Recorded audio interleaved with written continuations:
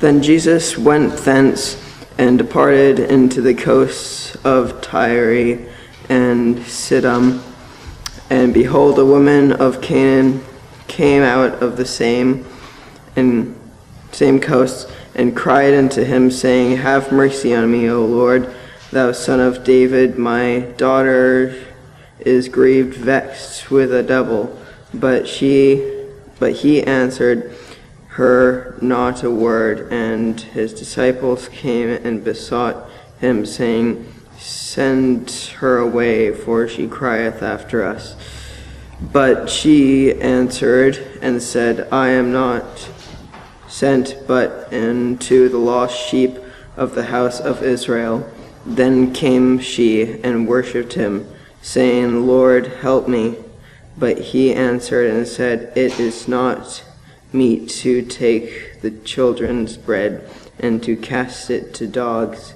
And she said, Truth, Lord, yet the dogs eat of the crumbs which fall from the master's table.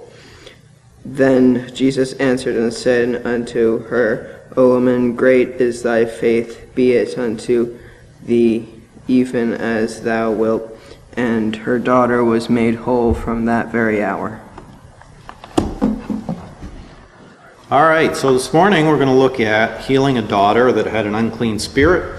And as Jacob just read for us, Matthew 15, 21 through 28. But it also appears in Mark 7, verses 24 through 30. So just to get our bearings here, I've got a map which shows the area where Jesus was. You see up about 2/3 of the way up, you see the Sea of Galilee. And we know from our reading that Jesus spent time in towns around the Sea of Galilee. And in this reading, or this portion of this chapter, has him go up from the Sea of Galilee up to Tyre and Sidon, which is in the upper left-hand area on the coast there. Now it's not entirely clear from the reading what route Jesus took. Sometime later on, it talks about the mountain of Lebanon, range of Lebanon, I think. So it's not clear whether Jesus went up, and the disciples went up over, the top of that mountain there, the range that's right above the word Galilee, or down below it. But the Mount of Lebanon is up near the A, Phoenicia. So just to give you some bearings of where he was going. So first, let's take a look at comparing the two readings that this appears in. The first one is what Jacob read for us, Matthew 15. And then we've got Mark. So let's just take a look at that. There's a few differences and we can compare them. First we have, it says, From thence he arose and went to the borders of Tyre and Sidon, and entered into a house, and would have no man know it, but he could not be hid. So we know that the knowledge of Jesus, a lot of people knew about him through his preaching around the Sea of Galilee, through the miracles that he had done. And even though he had departed there to get away from the masses and head north and spend some time, I guess, it doesn't say exactly why he went up there other than to get away from that. If his intention was then to preach to the folks up there, but it does say that he for at least a portion of that time, he went into a house, and it's not clear whether it's like an inn or a private home, but he wanted some privacy. But because of what he had done, because of the knowledge of him, that wasn't going to happen. People were aware of him, and we see later on that this woman sought him out. So, moving on to verse 25 of Mark, a certain woman, it doesn't give us the detail of her that Matthew did, which tells us she's a woman of Canaan. But it does tell her that her daughter, whose young daughter, had an unclean spirit. In Matthew, it says a devil. Yes, it says vexed with a devil. So she had an unclean spirit, and in Scripture, of course, an unclean spirit or vexed with a devil can refer to either someone who has some kind of physical ailment or some kind of mental ailment. It's not clear from any of this what she was suffering from, other than that she was sick. She had some kind of severe disease. So this certain woman, she heard that Jesus and the disciples were there, and she sought him out. And we're told she came and fell at his feet. So here is Jesus. She comes up. We can see from Matthew and verse 23 that the disciples were not, they tried to get rid of her. Matthew 10, I believe, 10, we can see at verse 10 and, chapter 10 and verse 5, that the disciples and Jesus, they were both focused on finding the nation of Israel. And so knowing this woman was a Canaanite, they really brushed her off. So Matthew 10 and verse 5 says, "These 12 Jesus sent forth and commanded them, saying, go not into the way of the Gentiles, and into any city of the Samaritans enter ye not, but rather go to the lost sheep of the house of Israel."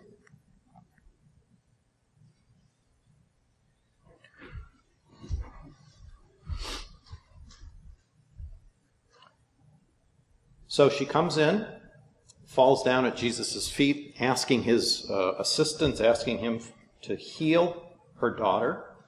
And we're looking over at Matthew 23, but he answered her not a word. He didn't respond at all to her in any way.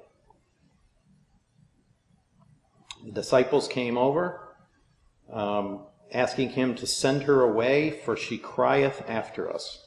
So to them, she must have been creating quite a commotion. She was upsetting them in some way, and they asked Jesus to send her off. Of course, he would not. She got his attention.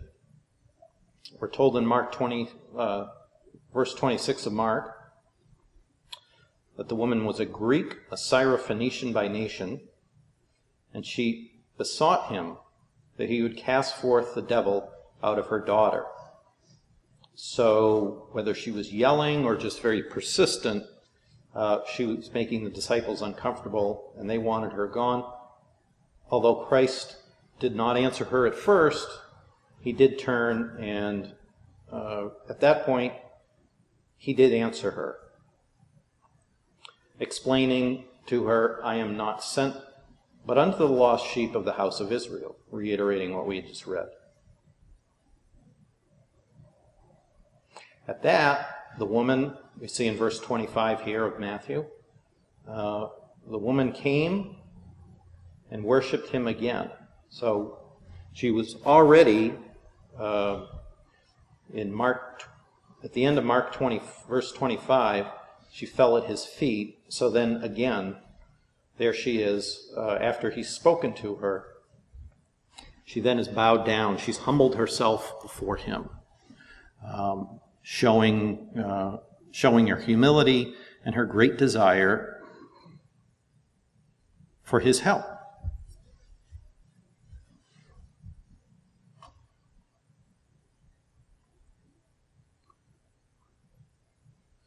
So moving on, Christ says in Mark, he says, "Let the children first be filled.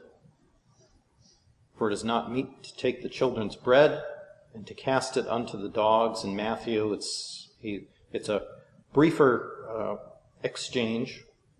In a few minutes, we'll look at what it meant at that point in time to be a dog, what exactly that phrase meant, and I believe another brother spent some time in one of his classes going into this in quite a bit of detail. Needless to say that Christ's use of the word dogs here wasn't a compliment to her. It was a characterization of what the Gentiles were, or those that are not of the nation of Israel. But the woman doesn't show that upset her. She doesn't turn and go away. There's no indication that she was upset by that. She was still persistent. She was still certain that she would get his help healing her daughter.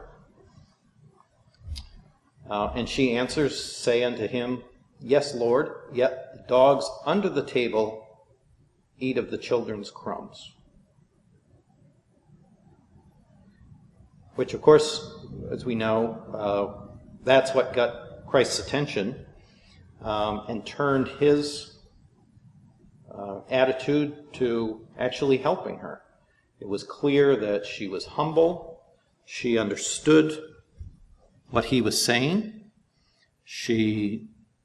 And Christ then says, "For this saying, go thy way, the devil is gone out of thy daughter." So he, in the end, heals her. She convinces him that her faith is such that she's worthy of his help.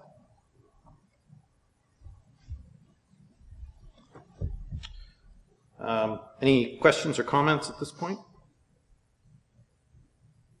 Okay, so let's move on and take a few minutes and look at dogs.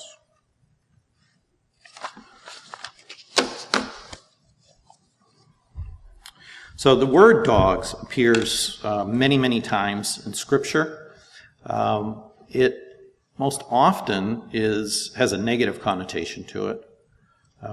In the instances I saw, there were a few where it's sort of neutral, referring to dogs, but there's never, from what I could find, any positive reference to it. Most often, it's a negative reference. So the first instance that we're going to look at, and like I said, there are many of them, and I just picked out a few examples. In Exodus 22 and verse 31. Now this is a section of Exodus where it's going through a variety of laws and various ordinances. This one in particular is about not eating unclean meat. And it reads, "And ye shall be holy men unto me, neither shall ye eat any flesh that is torn of beasts of in the field. Ye shall cast it to the dogs." So it's meat that's unsuitable for men's consumptions, but it's fine for the dogs. Get rid of it and give it to a dog. The next one, 1 Samuel chapter 17. I'm sure everybody recognizes this. This is the scene of David and Goliath. And in this section, this is Goliath saying rhetorically to David, he's asking David if David thinks that Goliath is a dog. And it reads, And the Philistine came on, and drew near unto David, and the man that bare the shield went before him. And when the Philistine looked about and saw David, he disdained him, for he was but a youth, and ruddy, and of a fair countenance. And the Philistine said unto David, Am I a dog, that thou comest to me with staves? And the Philistine cursed David by his gods. And the Philistine said to David, Come to me, and I will give thy flesh unto the fowls of the air, and to the beasts of the field.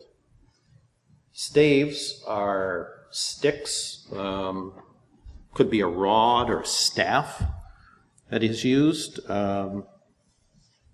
So something that you might shoo a dog away with.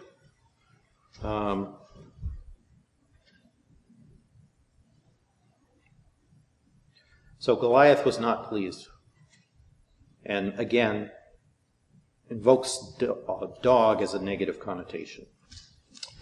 2 Samuel 16 and 9.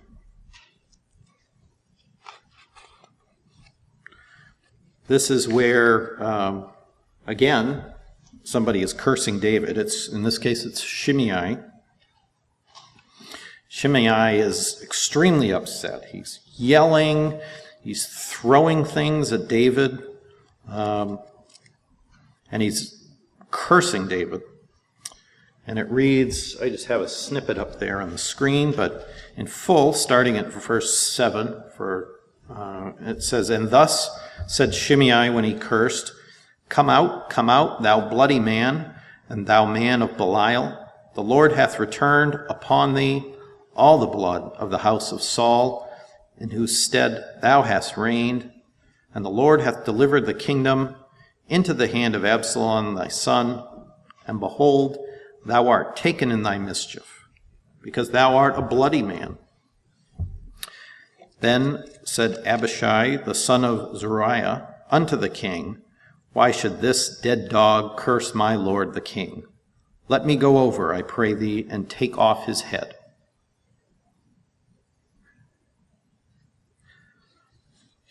Another negative connotation. All right, moving on. I've got a couple of more. Psalm 22.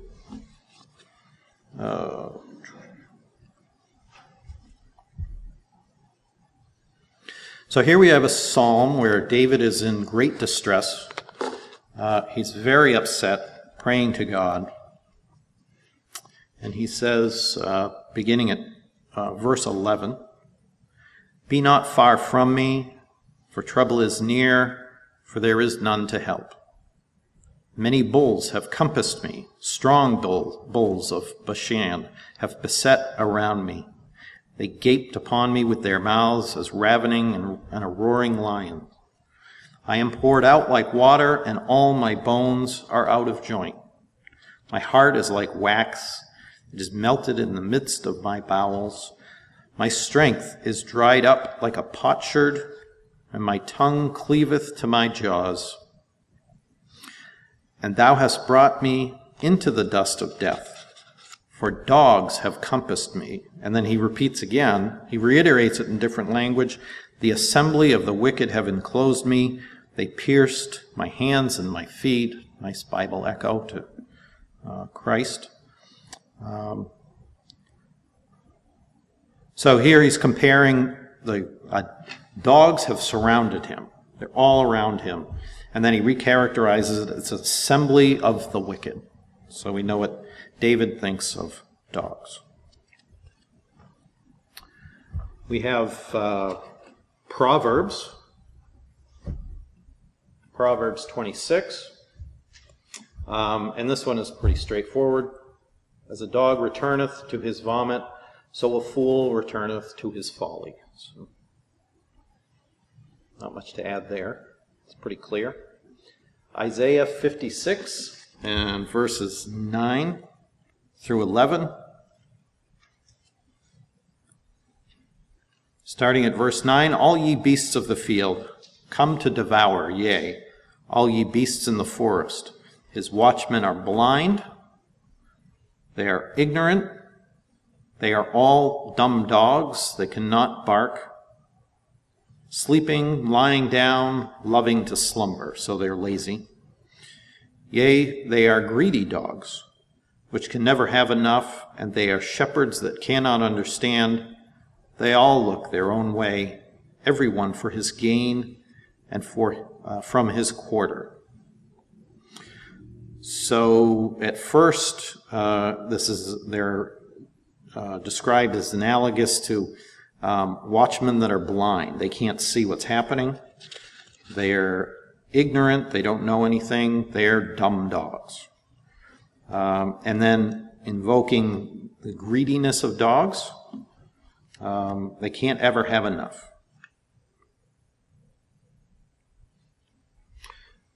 Okay, and then finally, at the end of the Bible here, we have the invocation of dogs in terms of those that are accepted and those that are rejected. Revelation 22 reads, starting at verse 14, says, "Blessed are they that do his commandments, that they may have right to the tree of life and may enter in through the gates into the city." So, of course, those that are pleasing unto God, and they are entering into the city. Then we see in verse 15, "For without," these are the rejected, "they're dogs.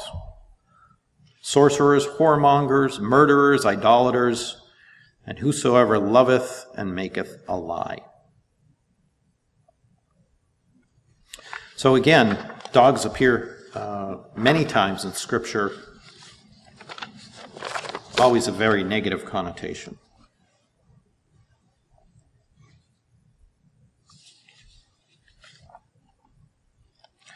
So I've got a little bit of material from Brother Roberts.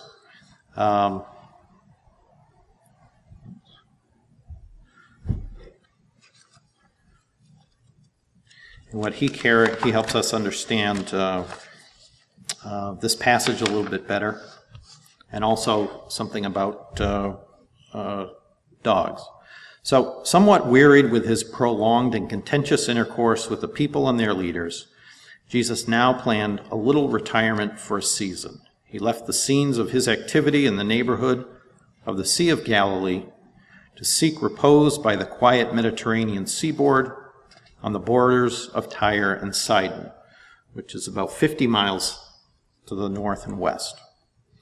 His road thither with his disciples would be through the most picturesque country on the face of the earth. The towering snow-capped heights of the Lebanon range in the distance to the right would be a constant feature throughout the journey, and the road would wind tortuously through a labyrinth of hills and valleys for miles till it opened out on the left upon the plain country reaching down to the sea near Tyre and Sidon.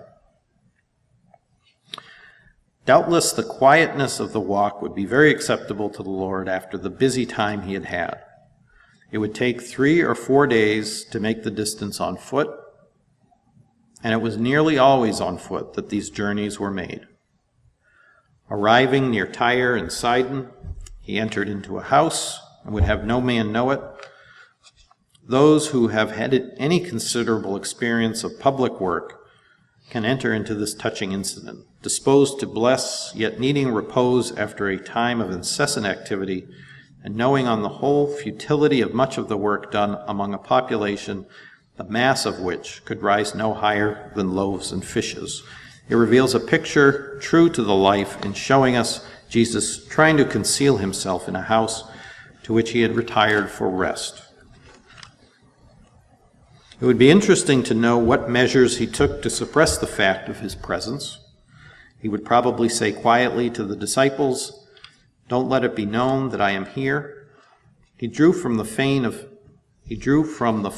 him that had gone abroad, that if it were known, the people would come, and that was just what he did not want at this time.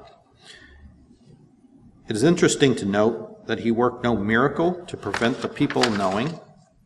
He could have done so. The fact that he did not is one of many illustrations that the miraculous power of God had given him. It was not exercised for private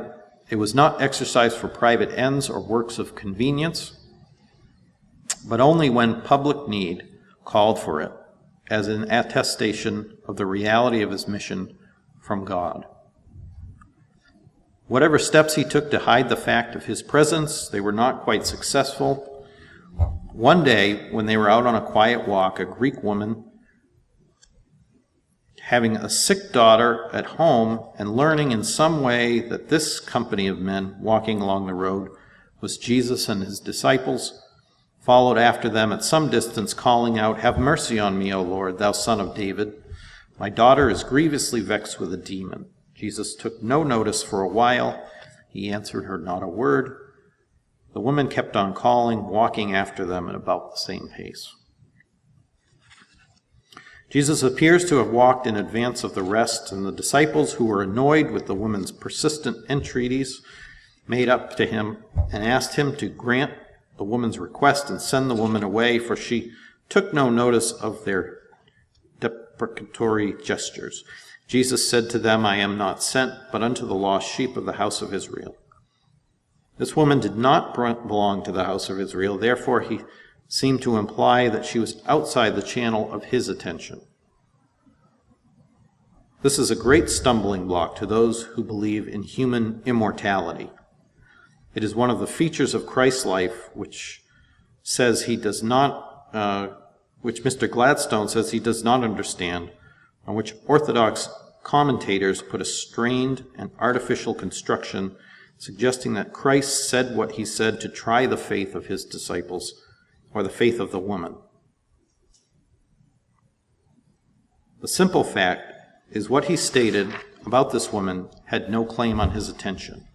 His mission was to the house of Israel, outside of God's plan, with whom the world of sinners was so much grass of the earth, growing up and passing away, filling but an evanescent part of the scheme of things. He therefore stated the simple truth when declining to attend to her. He said, "I am not come but unto the lost sheep of the house of Israel." While he and the disciples were thus in conference, the woman, with the irrepressible eagerness of a mother seeking her daughter's benefit, pushed herself right before Christ and prostrated herself, beseeching him that he would cast the demon out of her daughter. "Lord, help me," she said. There was an embarrassing situation. Jesus had declined the request of the disciples. Here was the woman herself before him with her importunities. His true and graceful adroitness never failed him. He could not be harsh, but he did not retreat from the position of truth he had taken up. He said to the woman, in another form, what he had said to the disciples. "It is not meet to take the children's bread and cast it to the dogs." Her perfectly humble and opposite rejoinder left Jesus no alternative but to grant her request. "Truth, Lord, yet the dogs eat of the crumbs that fall from the master's table." This removed the objection that lay in the way. Jesus, who had strictly forbidden his disciples in their separate tours to go into the way of the Gentiles, would naturally feel that his compliance with this woman's request, apart from a recognition of their mutual positions, would be in collision with his own instruction, and lay his position open to misunderstanding. But when the woman acknowledged herself a dog and asked only a crumb, Jesus had no scruples. "O woman, great is thy faith. For this saying, go thy way, be it unto thee even as thou wilt." Away the woman went. This was the whole extent of her desire, a creature benefit, and she got it. When she was come to her house, she found the demon gone, and her daughter laid upon the bed. And I have one more piece here from Brother Carter explaining a little bit more about the background of dogs. The woman came near and worshipped him, contenting herself with the imploring words, "Lord, help me." Jesus then answered, "It is not meet to take the children's bread and cast it to the dogs."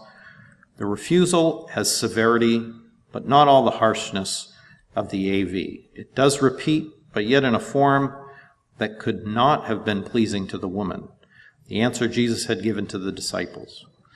The children must be fed, first be filled, as we see in Mark, and it was not fitting their food should be given to dogs.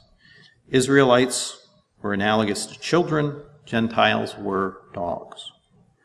Two things relieve the harshness. The word first, in Mark's account, implying a possible later place for Gentiles, and the word dog is diminutive, which might be better understood as doggies or puppies, and has a touch of playfulness seen in our slang of the use of kiddies or kiddos or kids. While then, dog is without question a term of contempt, as in the phrases dog of an infidel or dog of a Jew, the word puppy has not the same offensiveness. The woman accepted the distinction and found it an opening for a further appeal. The attitude of Jesus was not that of his disciples, and his look would have sympathy.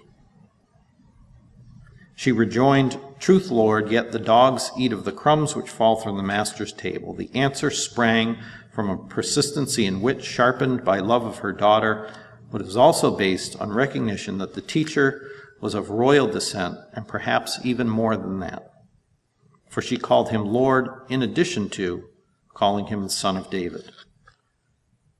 It was a case where a Gentile saw further than the Jews, where a Gentile recognized Jewish privilege, but saw that some fragment of mercy could come to Gentiles.